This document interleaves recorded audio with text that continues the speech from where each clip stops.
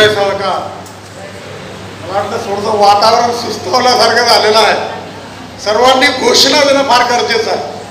संघटन संस्था हे चालवत असताना आपल्या चेहऱ्यावर आणि आपल्या शरीरामध्ये उत्साह राहणं फार गरजेचं आहे. जय सहकार. आवाज काही येत नाही, तसाच वेळ जाईल तुमचा. जय सहकार, जय भीम. आवाज नाही, आवाजामध्ये उत्तर नागपूरमध्ये आवाज नाही. दुर्दैव आहे. डॉक्टर बाबासाहेब आंबेडकरांना या ठिकाणी अभिवादन करतो.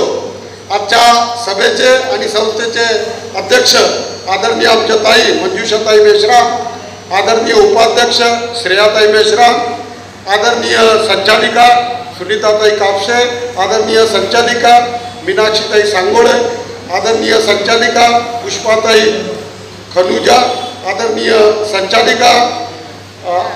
संचालिका शारदाताई देवांगन, आदरणीय संचालिका विभाताई भगत. याचप्रमाणे आर्थिक नाडी आपली ज्यांच्या हातामध्ये आहे या आदरणीय आमचे CA आमचे मित्र आदरणीय विक्रमजी बोरकर, ज्यांचं मोलाचं मार्गदर्शन आपल्या या सभेला झालेलं आहे, असे आदरणीय धनंजय गाळकीन प्रबंधन संस्थेचे सन्माननीय सुरेश सर, त्याचप्रमाणे आमचे मार्गदर्शक आदरणीय संस्थेचे तज्ज्ञ संचालक निळकंठरावजी देवांगन सर, आदरणीय राजूजी कापसे आणि या संस्थेचे व्यवस्थापक आमचे सहकारी मित्र आदरणीय मेश्राम सर, या संस्थेचे व्यवस्थापक आणि ऑडिटर आदरणीय मोहाडीकरजी, सर्व कर्मचारी वर्ग, त्याचप्रमाणे या ठिकाणी उपस्थित असलेले पिंपी प्रतिनिधी आणि सभेमध्ये या ठिकाणी उपस्थित असलेले सभासद, मातृशक्ती आणि आमच्या लाडक्या बहिणी.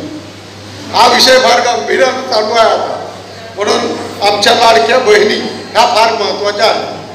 मित्रांनो, आजच्या सभेमध्ये मी संचालक मंडळाला आग्रह करेन की जे सभासद या सभागृहामध्ये उपस्थित आहेत त्यांच्यासाठी सभागृहातील संचालक मंडळाने जोरदार टाळ्या वाजवल्या पाहिजे. जोरदार टाळ्या. धन्यवाद. एक महत्त्वाचा विषय मी या ठिकाणी सांगतो आणि मेश्रामजींनी काही मला सूचना केल्या आहेत की संख्या वाढवण्यासाठी काय केलं पाहिजे. हे खऱ्या अर्थाने मित्रजन नागरी सहकारी पतसंस्था जी आहे ही फार प्रामाणिकपणे, पारदर्शकतेने आणि चांगल्या आकडेवारी या ठिकाणी सादर केलेली आहे. यात कोणतीही तीळ मात्रही शंका नाही. पतसंस्था संघाचा एक कार्यकर्ता, एक अध्यक्ष म्हणून या ठिकाणी मी सांगू इच्छितो की या संस्थेचा जी काही आकडेवारी या ठिकाणी आहे, एक आदर्श प्रमाणाचं जे काही आदर्श मानकं जे आहेत, ऑडिटचे नॉर्म्स असो, सहकारी कायदा असो, याचं सर्व पालन या पतसंस्थेने आजवर केलेलं आहे. या संस्थेची सभासद संख्या 1807 आहे. त्याचप्रमाणे भागभांडवल 26,95,000 आहे. 2,21,00,000 ठेवी आहे. 1,68,00,000 या ठिकाणी कर्ज वाटप केलेलं आहे. गुंतवणूक या ठिकाणी 79,00,000 त्या ठिकाणी गुंतवणूक आहे. निधी 13,00,000 आहे. नफा त्या ठिकाणी 1,41,000 या ठिकाणी झालेला आहे. ऑडिट वर्ग ब या ठिकाणी मिळालेला आहे. सभागृहामध्ये आमच्या पतसंस्था संघाचे व्यवस्थापक सुद्धा आज आवर्जून या ठिकाणी उपस्थित आहे. एक कार्यकर्त्याच्या भूमिकेमध्ये ते सदैव राहतात आणि पतसंस्थांना एकत्रित करण्याचं काम हे खऱ्या अर्थाने ते या ठिकाणी करत असतात. या पतसंस्थेच्या माध्यमातून जो काही ताळेबंद या ठिकाणी आपल्यासमोर सादर केलेला आहे, मेश्रामजी असो, संस्थेचे अध्यक्ष असो, संचालक मंडळ असो, यांचं प्रामुख्याने अभिनंदन या ठिकाणी करतो. आणि आपणही त्याच पद्धतीनं जी काही विषय पत्रिका होती, 9च्या 9 विषय एकमताने आपण मंजूर केले, त्याबद्दल सुद्धा सभासदाचं या ठिकाणी प्रामुख्याने आभार आणि अभिनंदन या ठिकाणी व्यक्त करतो. खऱ्या अर्थाने सहकार चळवळीमध्ये काम करणं एवढं काही सोपी नाही आणि अनेक अडचणी परिवार चालवत असताना सुद्धा येतात. कधी बायको नाराज होते, कधी नवरा नाराज होते, कधी मुलगा नाराज होते, कधी सासरा नाराज होते. कुटुंब म्हटलं म्हणजे हे सगळं आलं आणि एकदा नाराज झाल्यानंतर या सगळ्यांना एकत्रित बांधण्याचं काम जर कोणी करत असेल तर त्या कुटुंबाचा प्रमुख किंवा त्या कुटुंबाची प्रमुख जी महिला असते, ज्याला आपण मातृशक्ती म्हणतो, ज्याला आपण लक्ष्मीचं रूप दिलेलं आहे, घराची लक्ष्मी म्हणून ज्याला म्हणतो, त्यावेळेस त्या कुटुंबाला जोडण्याचं काम जर कोणी करत असेल तर त्या कुटुंबाचा प्रमुख करतो. अनेकदा त्याला मान अपमान, कार्यक्रमाची रचना, घरच्या परिवाराची रचना, हे सगळं काम त्याला करावं लागतं. पण हे सगळं करत असताना तो कोणत्याही प्रकारचा मनामध्ये द्वेष भावना न ठेवता सगळ्यांना एकत्रित ठेवण्याचं काम करत असतो. त्याच पद्धतीनं पतसंस्था चालवणं किंवा संघटन चालवणं हे फार महत्वाचं आहे. मला वाटतं मोहाडीकरजी यावेळेस जर तुम्ही लक्ष घातलं तर मला वाटतं मेश्रामजींनी यावेळेस घोषणा केल्या. म्हणजे त्यांनी काय केलं, वेगवेगळे डिपार्टमेंट वेगवेगळ्या पद्धतीने दिलेले आहे आणि मोहाडीकरजी तुमची भूमिका फार महत्वाची आहे आणि त्यामध्ये मेश्रामजी लगातार लागले राहते. आम्हाला तर कधी कधी त्यांचा हेवाही वाटतं आणि कधी कधी दयाही येते. एवढ्या जिद्दीने, एवढ्या प्रामाणिकतेने मेश्रामजी असो, सन्माननीय अध्यक्षताई असो, ह्या निरंतर काम करत असतात. पण ज्याप्रमाणे परिवारामध्ये नियोजन केलं आणि परिवारामध्ये जर नियोजनबद्ध पद्धतीनं आपापली जबाबदारी जर आपण पार पाडली तर परिवारातला व्यक्ती किंवा आपल्या घरातला परिवारातला मुलगा डॉक्टर होऊ शकतो, इंजिनियर होऊ शकतो, CA होऊ शकतो, हे आपण चित्र पाहताय. पण त्याची नियोजन असणं फार गरजेचं आहे. कोणत्याही गोष्टीचं जोपर्यंत नियोजन असणार नाही तोपर्यंत त्याचं काही होणार नाही. आणि आदरणीय सूरज सरांनी सांगितलं, दिल से दिल मिलना चाहिए. सर का कहना है, दिल से दिल मिलना चाहिए. म्हणून आपसामध्ये कोणतेही भेद असो, मनभेद असो, मतभेद असो, हे कुठंतरी आपण विसरलं पाहिजे. अनेकदा आम्ही संघटनेमध्ये काम करतो, या 9 वर्षामध्ये अनेक ठिकाणी आम्हाला बोलावण्याचा अपमान केला जातो, तरी सुद्धा आम्ही सहन करतो. कारण आम्ही ठरवून ठेवलेलं आहे सहकारामध्ये काम करायचं आहे, सहकार चळवळीमध्ये काम करायचं आहे, पतसंस्थेमध्ये काम करायचं आहे. तर त्या ठिकाणी आपल्या कुटुंबाची आपली जबाबदारी सुद्धा या पतसंस्थेवर. म्हणून या ठिकाणी मी सांगेल, मोहाडीकरजी तुम्ही एक गोष्ट या ठिकाणी केलं पाहिजे, आपले 1807 सभासद आणि मेश्रामजींनी सांगितलं की आपली संख्या सभागृहामध्ये वाढली पाहिजे. या 1807 सभासदांना जर आपला अहवाल आपल्या 5 कर्मचाऱ्यांनी जर आपण पकडलं तर ते 200 होतात. आणि आमसभा घेण्यासाठी मला वाटतं ऑडिट हे एप्रिलमध्येच खतम झालं पाहिजे. सगळ्यात पहिले नागपूर जिल्ह्यातली सगळ्यात शिस्तबद्ध चालणारी, मी स्वतः सांगतोय, कारण खऱ्या अर्थाने शिस्तबद्ध पद्धतीनं चालणारी पतसंस्था म्हणजे गिरनार पतसंस्था. सगळ्या आदर्श प्रमाणाची त्याचं पालन करणारी गिरनार पतसंस्था आणि त्याची आमसभा नागपूर शहरामध्ये सगळ्यात पहिले घेतली जाते. फेडरेशनची आमसभा सगळ्यात पहिले घेतली जाते. म्हणून माझी विनंती आहे की एप्रिल महिन्यातच ऑडिट संपवा आणि जून महिन्यात आपला अहवाल तयार झाला पाहिजे. जून, जुलै, ऑगस्ट आणि सप्टेंबरमध्ये ज्यावेळेस आमसभा घेऊ त्यावेळेस आपल्याला 3 महिने भेटतात. या 3 महिन्यामध्ये एक नियोजन केलं पाहिजे. या 1800 सभासदांना सांगितलं पाहिजे, आपण या, आपल्या कुटुंबाला घेऊन या, आपल्या घराजवळच्या सगळ्या मंडळींना या आग्रहाच्या पत्रिका तुमच्यासाठी आणि तुम्ही या. काय कशासाठी या, तर या ठिकाणी संस्थेच्या माध्यमातून जे काही रोपटं या ठिकाणी लावलेलं आहे त्याला 13 वर्ष पूर्ण झालेलं आहे आणि या वर्षी आम्ही सभासदाचा सन्मान करण्याचा आम्ही ठेवलेला आहे. आणि त्यांना आल्यानंतर त्यांचा सन्मान होणं मेश्रामजी फार गरजेचं आहे. त्यांना छोटीशी एखादी पिशवी द्या. मला वाटतं एक पहा, आपल्या इतिहासामध्ये सुद्धा असं लिहिलेलं आहे, डॉक्टर बाबासाहेब आंबेडकरांचे सुद्धा विचार फार महत्वाचे आहेत. म्हणजे पहा, जोपर्यंत एखाद्या ठिकाणी एखाद्या जागेवर तुम्ही साखरेची एक चिमूट जर टाकली तर एक मुंगी त्या ठिकाणी धावत येते आणि मुंग्यांची अशी लाईन लागते. बरोबर आहे की नाही? बरोबर आहे का चुकीचं आहे? थोडीशी साखर टाका. म्हणजे ज्याप्रमाणे आपले साधू संत असो, आपले महात्मे असो किंवा डॉक्टर बाबासाहेबांनी सुद्धा ते सांगितलं आहे, संघटनेमध्ये काम करत असताना त्यामध्ये समर्पण भावना पाहिजे आणि त्यांना आकर्षित करण्यासाठी ज्या पद्धतीनं मुंग्यांना साखर टाकली जाते आणि लाईन लागते त्या पद्धतीनं आपण सुद्धा सभेमध्ये आपल्या सभासदांना आकर्षित करण्याकरता एखादी छोटीशी पिशवी, आता आपली संस्था छोटी आहे म्हणून आपण छोटीशी पिशवी द्या, एक 50 रुपयाची असेल, 40 रुपयाची असेल, अशा पद्धतीचं नियोजन त्या ठिकाणी करा. ती माऊली त्या पिशवी घेऊन बाजारामध्ये जाईल आणि त्या पद्धतीनं आपल्या पतसंस्थेचा त्या ठिकाणी प्रचार सुद्धा होऊ शकतो. म्हणून असं एक नियोजन तयार करा वाडीकरजी आणि सगळ्या संचालक मंडळाला विश्वासात घ्या आणि व्यवस्थापकांना विश्वासात घ्या आणि 5 कर्मचारी, मी तर म्हणेल की संचालक मंडळातल्या सदस्यांनी सुद्धा या ठिकाणी भूमिका घेतली पाहिजे की सर 50 अहवाल हे 50 घरं आमच्याकडे द्या, या 50 घरापर्यंत आम्ही जातो, काही जास्तीचे अहवाल आमच्यापर्यंत द्या, ते अहवाल आम्ही त्यांना देतो आणि त्यांच्या आजूबाजूच्या घरी सुद्धा देतो. या माध्यमातून आपल्या या सभागृहाची संख्या पुढच्या वर्षी वाढल्याशिवाय राहणार नाही. जरी मागच्या वर्षी 85 होती आणि या वर्षी कमी आहे तरी आमच्या बोलण्यात कुठे फरक पडला का? जर आमच्या बोलण्यात फरक पडत नाही तर तुमच्या ऐकण्यात सुद्धा फरक पडला पाहिजे.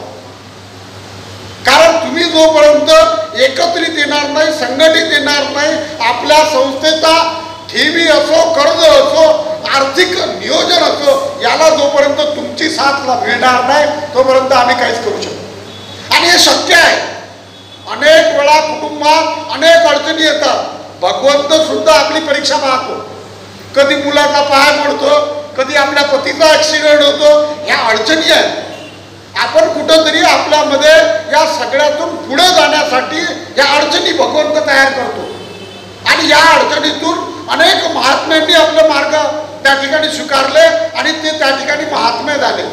म्हणून आपल्या या मित्रजन पतसंस्थेला सुद्धा आपल्याला मजबूत करायचं आहे, वाढवायचं आहे, सभासद संख्या वाढवायची आहे, त्या ठिकाणी आपला ठेवी वाढवायची आहे, कर्ज वाढवायचे आहे, आपल्या ठेवीवर आकर्षक व्याजदर सुद्धा दिलं जाते आणि सगळ्यात महत्वाचं मित्रजन नागरी सहकारी पतसंस्था हे मेश्रामजीच्या घरामध्ये आहे, म्हणजे अधिक सुरक्षितता आहे. ज्या अध्यक्षाच्या घरामध्ये संस्था असते ती पतसंस्था अधिक सुरक्षित आहे. तिथल्या ठेवी 100% सुरक्षित असतात. म्हणून हे सुद्धा आपण पाहिलं पाहिजे. आपल्या कुटुंबातल्या ठेवी आपल्याच पतसंस्थेमध्ये असल्या पाहिजे. मी तर संचालकांना सुद्धा आग्रह करेन.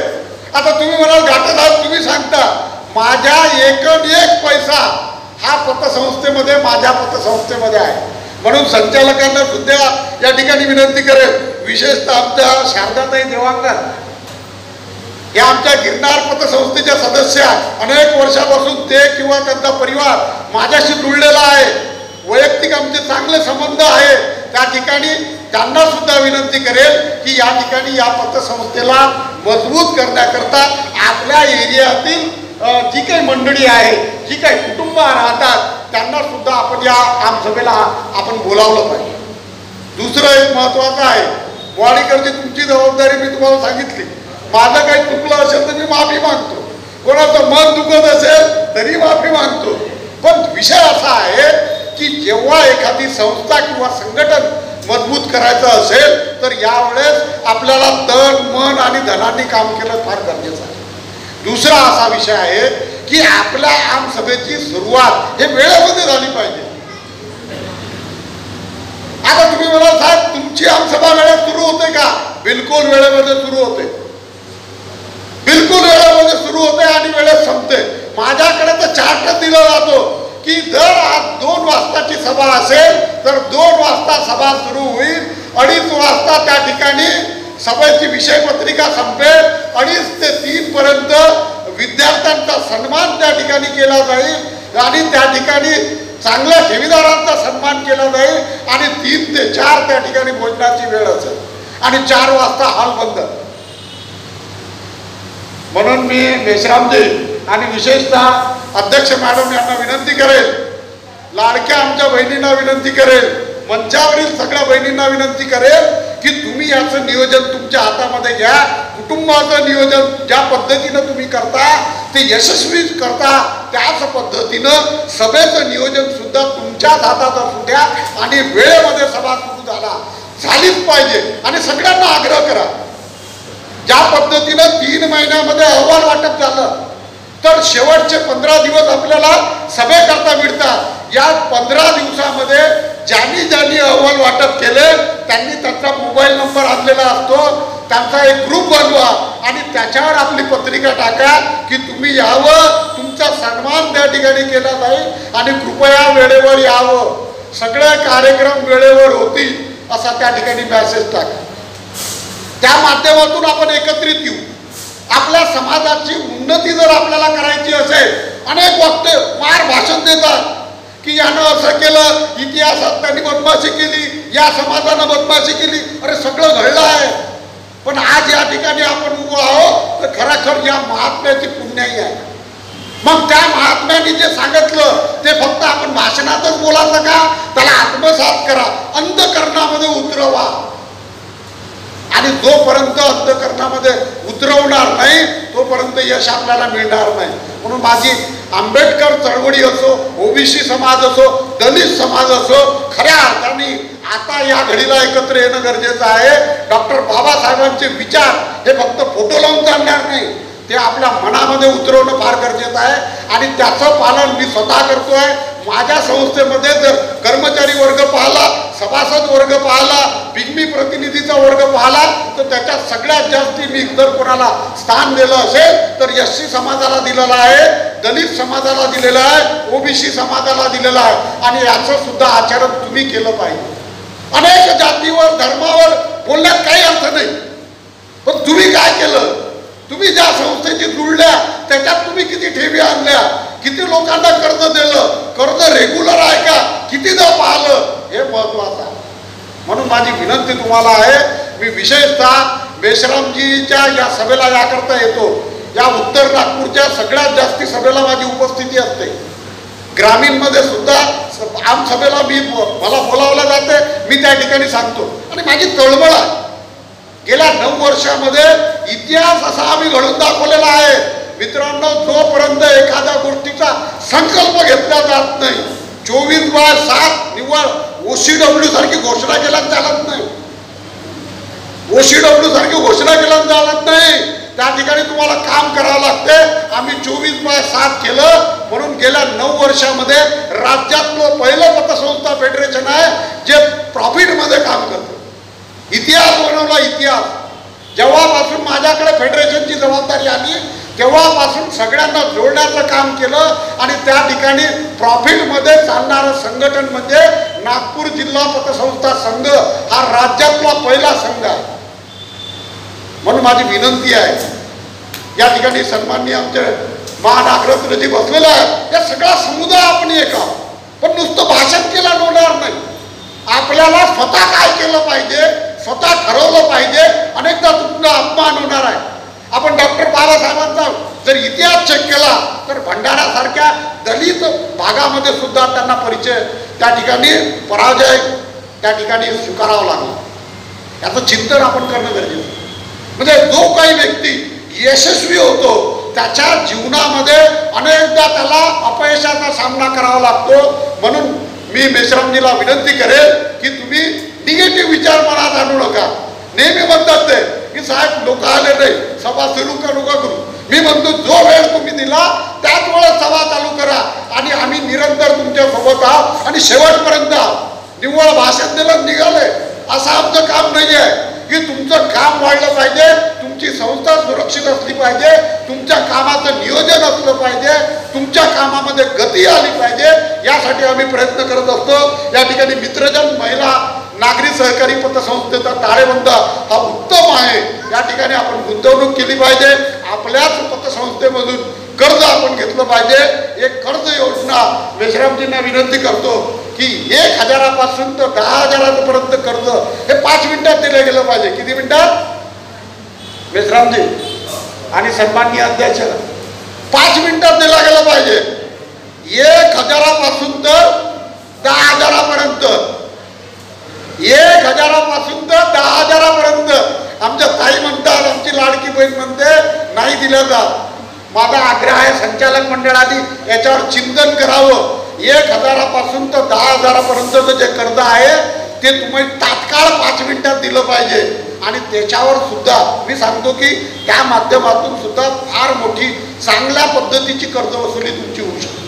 हा उपक्रम आम्ही गिरनार पतसंस्थेला चालू केला. अनेकदा आपले कर्मचारी असो, त्याचे रिश्तेदार असो, त्यांनी तो गुण तयार करत करत आणला आहे आणि त्याच्यातलं एकही कर्ज आजच्या तारखेमध्ये थकीत नाही. त्याच्यासाठी कोणत्याही वसुली अधिकाऱ्याला घरी जावं लागत नाही आणि याची कर्ज वसुली पिग्मी एजंटच्या माध्यमातून आम्ही करत नाही.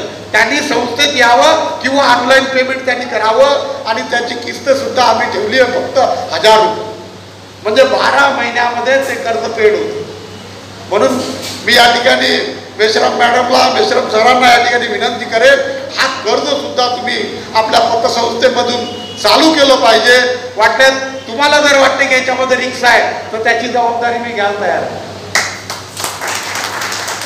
फक्त या ठिकाणी पाहिलं पाहिजे की त्या कुटुंबामधल्या 2च व्यक्तीची आपल्याला हे घ्यायची आहे, कर्जदार सभासद आणि त्याची पत्नी.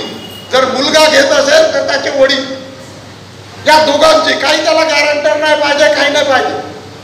याचं पालकत्व मी या ठिकाणी घ्यायला तयार आहोत. पण तुम्ही त्या ठिकाणी पाहिलं पाहिजे, चांगल्या कुटुंबात आपलं कर्ज गेलं पाहिजे याची जाणीव आपल्या कर्मचाऱ्याला असली पाहिजे, आपल्या संचालक मंडळाला असली पाहिजे. अशाच पद्धतीचा सहयोग गेल्या 13 वर्षामध्ये आपण सगळ्या सभासदांनी दिला आहे. खऱ्या अर्थाने ही सभासदांची सभा असते आणि सभासदांचा सन्मान पुढच्या वर्षी आम सभेमध्ये धुमधडाक्यात होणार आहे. यावर्षी फक्त ढोल वाजला, बरोबर आहे ना मेश्रामजी? यावर्षी फक्त सभासदाच्या स्वागताकरता ढोल वाजला. पुढच्या वर्षी सभासदाच्या स्वागतासाठी एखादी भेट वस्तू, वाटल्या सगळ्याचा खर्च कमी करा,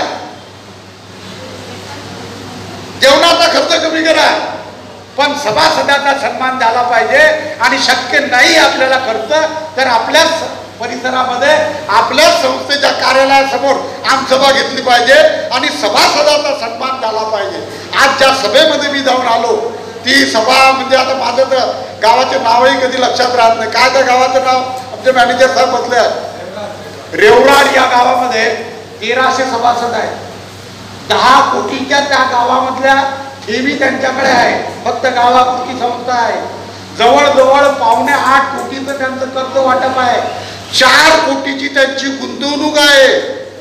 आणि त्यांनी काय केलं आहे की जे काही वक्ते येतात ते काय करतात, भाषण देतात आणि चालले जातात. आता मी सुद्धा शेवटच्या सत्रामध्ये मला ही सभा असल्यामुळे मी माफी मागितली आणि तिथून चालता झालो.